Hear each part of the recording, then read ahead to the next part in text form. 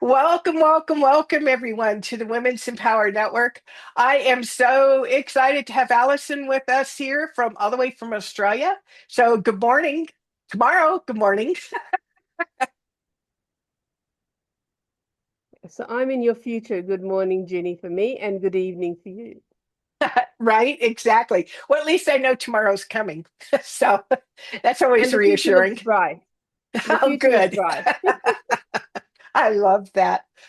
Well, I always like to start out these conversations is to get a little bit of background story. Mhm. So, if you wouldn't mind sharing a little bit about your journey that led you to what you're passionate about today. I'd love to.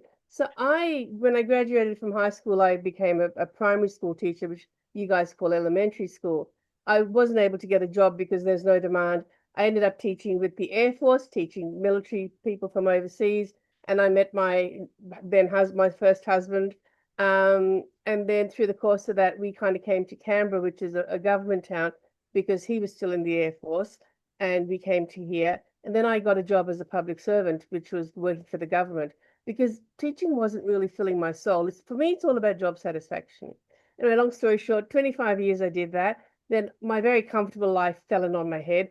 I had health issues. My husband wanted a divorce. There were workplace issues, and so everything that was part of my life just fell apart. And I really changed. I went from being outgoing and confident to being anxious because I didn't have a diagnosis for the longest time. And they weren't sure if it was things like a brain tumor or what have you. It was quite significant. So I was full of fear and I was 53. Retirement coming up, we had paid off our house. We were pretty much debt free. And now he wanted a divorce. So I was going to have to start all over again at 53. How was I going to get a mortgage? Our kids were teenagers. Happily, they were older teenagers, but they were still dependent. And I'm very kind of family oriented. So suddenly my whole life unraveled and I realized it had to come back to me. Now, luckily for me, I had really strong sort of foundations of loving and being content with my confident in myself from the time I was a child. So I knew that was still there and I wanted to get back to it. So I did some personal development, which is another passion of mine, which led me into coaching. And through that journey and even people I met, I realized so many women had never been told that they were valued or that they were worthy or all of those things. And even just talking about it now breaks my heart. And I thought, you know what? I was lucky to have that. I can be that for these women. I can be the person who sees them, who listens to them, who tries to understand where they've been and where they're at, and can hold their hand. And I really love hand holding because a lot of people at that stage need it. Hold their hand till, as I said, they can fly by themselves. I'm all about empowerment, and empowerment is teaching a woman to fish rather than giving her the fish. So that's what I love to do. That's my passion now. And I just love, love, love seeing women own themselves, warts and all, and come into their own with joy and with confidence. And to some extent say, hang the world, this is who I am. Love me as I am or leave me, because if you're not my person, you don't need to stay. And that's me. And that's confidence. I mean, that is self respect, self love, self confidence, where, you're inviting someone to come along this journey with you, but you don't quote unquote need them. Yeah, And then it would totally. take a certain kind of man to be able to deal with a strong woman like that Yeah. who doesn't necessarily need to be needed in that way. Absolutely. And more happily, we are seeing men step into their power of, because both genders, regardless of your gender, we both have divine masculine and divine feminine within us. And too many women, I think, are in their toxic masculinity. It's not only men who get into their toxic masculinity, but a lot of women do too, because we have had to survive in a man's world for the most part. Right. Right. So bringing women back to their divine feminine and keeping the divine masculine within them as well is another thing I love to do. So yeah, you're talking my language. Well, it is. And I think I've walked that path myself. So Yeah. I truly understand. And it's exciting. I mean, um, this day and age, too, the beautiful thing is, I don't know about you, but, I had to go through it with in silence, and just I didn't have a support system around me. And so many women don't, or they don't really have anyone to turn to. And what came to mind too was recently there was a young woman who it became life or death that she needed to get out of her relationship. But she, before she did, she had made sure she had a network of support of different people to support her. So doing what you do, and like you said, and not everybody's good at hand holding and guiding them and being with them and making them feel safe and secure and confident that they can do this and go through this transition because you know you're happily going along and then all of a sudden yours wasn't a speed bump, you're like a major crash. It's Yeah. like, let's do everything at once. I can't even imagine when you think back how difficult that might have been. It certainly was because I'm the youngest of five and I'm very close to my siblings. We're a very close family, but I live away from them. So I live in Canberra. The ones in Australia, either in Melbourne, which are like 8 hours away, or in Perth across the country. And I have a sister in Toronto. A lot of what I was going through, particularly once my husband wanted the divorce, we couldn't tell anybody because we didn't tell my daughter, who was 16 and very vulnerable. And she was really sort of looked after by the whole family, especially her cousins, because she's the youngest of her generation. And the fear was if we told the family, they'd all be reaching out to her to support her. But to sort of say, "Look, don't tell Katie," inevitably things come out. So we didn't tell anyone. So I was in a way alone. My mother had died a few months earlier, and we were really close. She was my mentor, my role model, the best person I've ever known in my whole life. She was my rock and my mainstay, and she was gone. My best friend had died the year before, so I was pretty much alone. I Oh couldn't tell my. anybody here because the health issues were due to work-related stress with a toxic boss, and so I wasn't able to tell anybody at work, and I didn't really have a lot of close friends, because between work and the kids and whatever, there wasn't a lot of time, and my friends were those who were in Melbourne or my family. So I didn't have a support system. So that's where I felt even more isolated, and having no one to turn to was really hard. And this is again, as we say, that women need women. I mean, humans need connection, but women particularly, we're so used to being unfortunately, men aren't comfortable sharing their feelings, and we are generally. And that sisterhood is so vital to make us feel supported and seen and understood. And I didn't have that. So now I want to be that and certainly introduce women to that because I also now have a community that I'm very passionate about too. Well, tell us about this community that you have. Well, I actually belong to quite a few communities. So I have a community, if you like, of women that I've sort of gathered from various things I've been doing. So a lot of them are coaches. I'm also into sort of spiritual kind of woo-woo stuff. So we have a group there that are very much my support network. Now I do have a Facebook group, and I must say to my chagrin that I haven't kept it up as sort of often as I'd like to. It's not as vibrant as I want it to be. And that's one of my goals for 2026 because I know for me how my own community supports me. So now wanting to inject into my Facebook community the kind of support that I've been getting. And not everyone I get support from, I see face to face. A lot of it is even across the world. We do everything online these days on Zoom. So Right. that's where I want to bring that back into my Facebook group. Beautiful. I love that. And that's what's so, because women are gatherers, and I have two amazing sons, and I just had to chuckle because I was sharing something with him, and I was having a momentary freak out, which I don't have very often, and I made the mistake of sending him a text. And so he calls the next day to make sure I'm okay. And of course, by then I've worked through it, right? And he's like, "Mom, don't do that." You know? And That's I'm so like, beautiful. "Oops, okay, I get it. I'm sorry," Yeah, because that's so like beautiful. and we're really close. So, but he's still, it's that male. It's like if they can't fix it, they don't want to know about it. Fair enough. That's Yeah, and that's where women, we're great. Well, most women or a lot of women are really good at listening and not the need to fix. But yeah, there are a lot of women like like you said earlier, we live in a man's world, and so we're taught, to put on that fix it hat instead of just being present for someone. I mean, Yeah. that's a skill I think in itself that's been lost. And full dis full disclaimer here. I'm very much a fixer. So, my daughter now, when she rings up, she said, and we had to have this conversation because she said, "Mum, I don't want a coach. I just want my mum." So now when she rings up, I say, "Okay, so do you want a vent or do you want a sounding board?" So we now have had we sort of clarify that. And the thing about motherhood is a really masculine activity because mothers are always doing, which is kind of quite paradoxical, isn't it? So as Right? moms, we're kind of used to fixing things. And of course, as a mum, I kind of want to make, everything good for my kids, but realizing that again, I don't need to give them the fish. I just need to teach them how to fish. And that has been a bit of a challenge for me to step back. Um, Still learning. Yeah, I have some friends who, I just love them and I just make sure I don't step into it. So, I kind of, uh, how do you say it? Just mindful about what I'm sharing.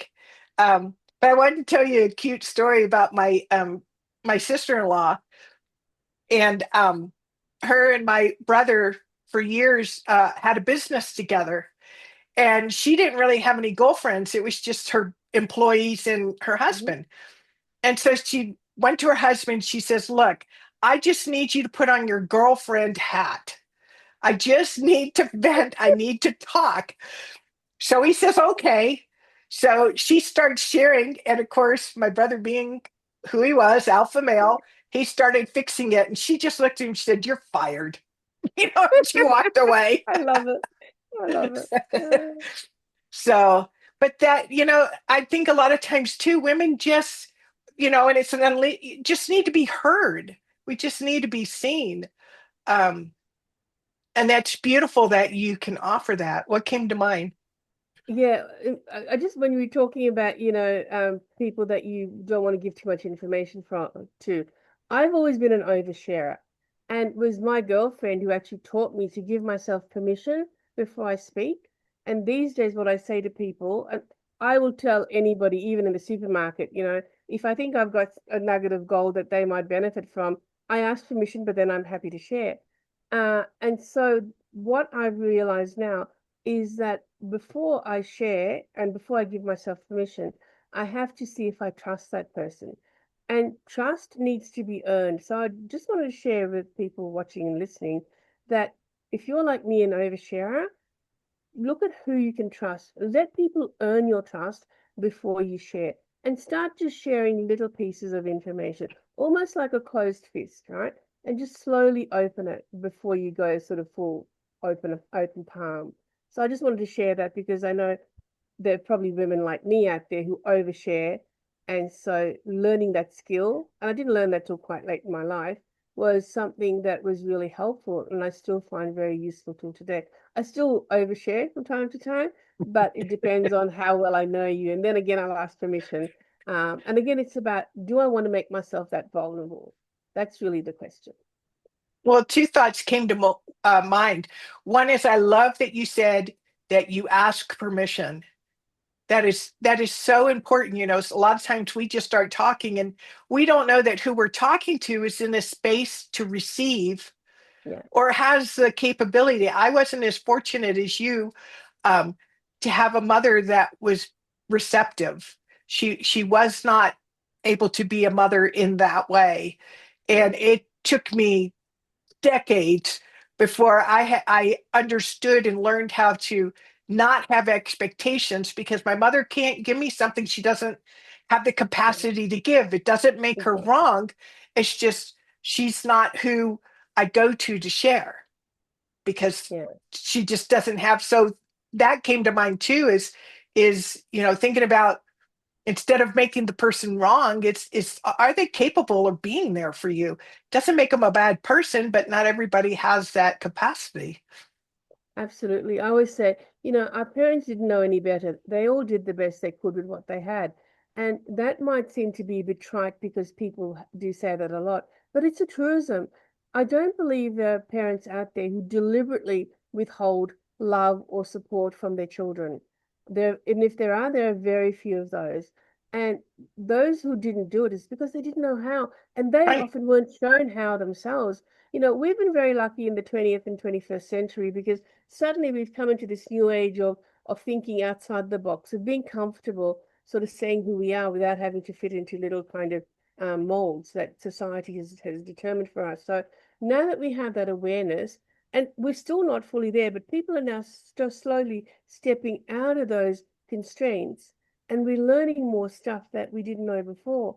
And therefore, the current generation of parents are much more better equipped to bring up healthy children. I don't say healthy, I mean, emotionally healthy as well as physically and mentally healthy. Whereas our parents and parents before that, they didn't know and they didn't have those skills. So, evolution is about changing, and happily we have. Well, and something you said earlier, you had a family that would be willing to support you, but they were all really far away from you. Um, I almost lost that thought. But it was about, because we have access, is finding your tribe. Maybe your friends or your immediate circle don't really understand Yeah, what you're personally going through. So I encourage you to find somebody, like Alyson, that can support you, that's been there, got that t-shirt, as I say, and understand where you're coming from. Don't try to force a square peg in a round hole. If it's not in your immediate circle, find people that are like-minded or going through. That's what's so beautiful. That's what I'm so excited about. I mean, I take a cosmological view of life. So I yeah, step outside of religion, outside, social norms, outside ethnic groups, languages, you know, and we have access to groups of people that speak our language. Find them. Find a place where you feel safe or comfortable. It may be in your local church or community, and that's beautiful if that's where you feel nourished. But if you don't have that, reach out to Alyson and, thank you. yeah, and see what she has to offer. I love that you call it a cosmological view of life because I've never heard a term that kind of fits it, but because that's very much my belief system as well. I grew up in India. I came to Australia when I was 12. So we lived in a Muslim neighborhood, but of course we had Hindus and Chinese and Catholics and Muslims and all sorts of nationalities and cultures and religions. And it was such a beautiful environment. It was so rich. We all celebrated each other's festivals. Of course, it's always about food. So, there were lots of things that we kind of celebrated with each other and enjoyed together. And any kind of divisions just didn't come up. Yes, we may not have spoken everyone's language. Everyone sort of spoke English, of course, happily. So there was that commonality, but the humanity in each of us transcends all those other divisions. There is one thing I want to talk about in terms of family. So I call it you either have a blood family or you have a heart family. And if you don't have anyone in your blood family who really gets you, who's not your tribe, well, start your own heart family. And finding your tribe is a beautiful way of finding people who think like you do, who support you, who will be there for you. It's often our loved ones, again, they don't know how because nobody's shown them. And you can maybe, by whatever way, be the person who starts that awareness in them, if that's something that you choose. What came to mind about that, and that was beautiful, how you had all these different ethnic groups that were in this same area, is and a lot of times too, what we're being called to do this generation, and mostly I would say in this period of time, Hmm. because it spans a lot of generations, Yeah. is breaking those ancestral loops Hmm. that keep, I think of it like fractals. There's patterns, and if you can step back far enough, and you can see different relatives playing out different parts that are repeated over and over again, and maybe you're being called to break it, and that's why nobody in your immediate family understands you or understands what the heck you're talking about, and who are you. You may feel like the odd man out is or woman out is it's exciting. Like I said again, to me, it's just an exciting time where we could break those cycles, and we have people who have been there before you that can walk through this journey with you. So it's not so scary. It's not gonna that it's gonna be necessarily easy, but we don't need to make it harder than it needs to be. Exactly. Yeah. So how do you Simplified work with? doesn't. Go ahead, Oh, so, simplified.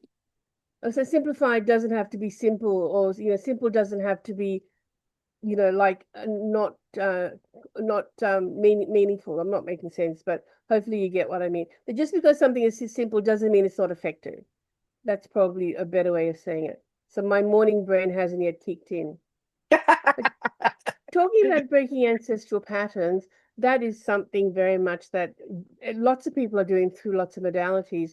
And that's something that I've had the pleasure and the privilege of leading some of my clients through to break those ancestral cycles.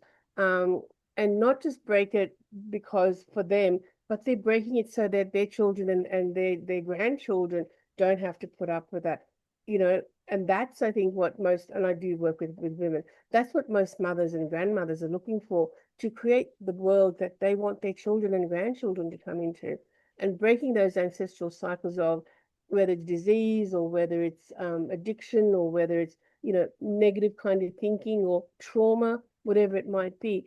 It's so important for these women to get peace in their own lives, but also know that they are creating a much better future for their kids and grandkids. That's so beautiful. I love that. So how do you work with people? So I'm predominantly a coach who does one-on-one coaching.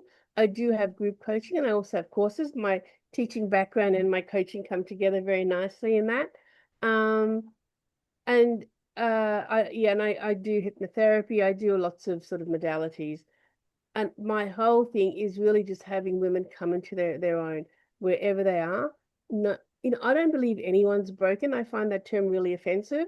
You know, inanimate things break, but people don't break. We get a bit battered along the way, and we have sort of bits and pieces of us maybe taken out with various things that have happened through life. But no one is broken. We are born whole, and it's just a matter of coming back to that wholeness. And that is my privilege and my pleasure and my honor to guide women across that journey and that path. And it just fills my heart. That's beautiful. Well, I want to let the audience know that we'll be sure to put Allison's links in the comments below, different ways that you can connect with her and have a conversation with her. And if there's something that she said today that sparked your interest, send her a comment or a message and reach out to her and connect with her.